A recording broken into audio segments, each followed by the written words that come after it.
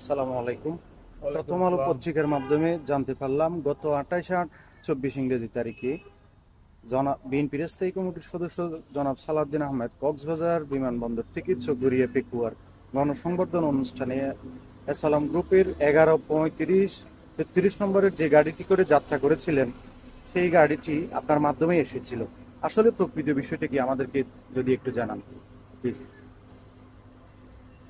প্রকৃত বিষয়টি হলো 28 তারিখ চকরিয়া পেকুয়া তথা সমগ্র কক্সবাজারের মানুষ উনি আসবেন বলে সবাই ওনাকে রিসিভ করার জন্য গেলেন। একইভাবে আমিও গেলাম। উনি আমার এলাকার বড় ভাই, দীর্ঘদিনের সম্পর্ক এবং আমি ওনার একজন ভক্ত। তো আমি একদম অনেক ভোরেই এই গাড়ি করে এয়ারপোর্টে চলে গেছিলাম এবং এই গাড়ি নেওয়ার পেছনে যেটা কারণ ছিল, এই গাড়ি তো আমরা অফিসিয়ালি ব্যবহার করি না, যখন প্রয়োজন পড়ে অর্থাৎ কক্সবাজার মাতারবাড়ি, মহেশখালী, বদরখালী অনেক জমি এসালাম গ্রুপ কিনেছেন আমাদের কাছ থেকে। তো আমরা এসালাম গ্রুপকে জমি বিক্রি করার সুবাদে আমাদের অনেক গুরুত্বপূর্ণ প্রয়োজনে গাড়ি দরকার হতো, তখন আমরা যখনই ওদেরকে বলতাম এই গাড়িটা পাঠাতো এবং এই ড্রাইভারকে আমাদের সাথে দিত। তো আমরা ওই দিন এয়ারপোর্টে যখন যাচ্ছিলাম, আমি এই গাড়ি আমার সাথে ছিল, আমি ওনাকে নিয়ে তখন এয়ারপোর্টে ঢুকলাম। কিন্তু এয়ারপোর্টে ওনারও গাড়ি ছিল, অনেক দূরে ছিল, অনেক হাজার হাজার গাড়ি ওখানে ছিল, কিন্তু ঢুকতে পারছে মাত্র কয়েকটা গাড়ি। ওনার গাড়ি অনেক দূরে ছিল, আমার গাড়িটা একদম বিএপি লাউঞ্জের সামনে ছিল।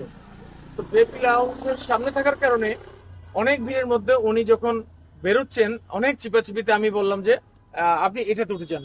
তখন উনি এটাতে উঠে গেলেন।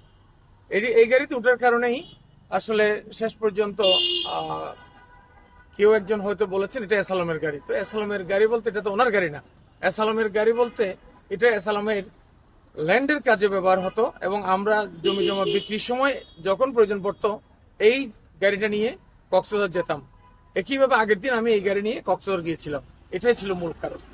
আচ্ছা, এই গাড়ি যে সালম গ্রুপের রেজিস্ট্রেশনকৃত গাড়ি তা কি সালাউদ্দিন সাহেব জানতেন? উনি কিভাবে জানবেন? সালাউদ্দিন আহমেদ এটা জানার তো প্রশ্নই ওঠে না। এই গাড়ি আমি এবং আমরা যারা এসালামকে জমি জমা বিক্রি করে মহেশখালীতে ব্যবহার করতাম, মাঝে মধ্যে যখন প্রয়োজন পড়ে তখন ব্যবহার করতাম, আমরা ছাড়া অন্য কেউ জানার তো প্রশ্নই ওঠে না।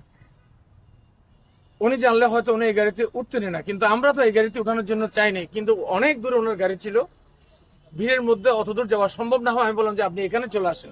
তখন উনি এই গাড়িতে উঠে গেলেন। আচ্ছা, তাহলে আমি ড্রাইভার সাহেবকে দু একটা প্রশ্ন করতে পারি? আপনাকে ধন্যবাদ। হ্যাঁ, ড্রাইভার তো আছেন।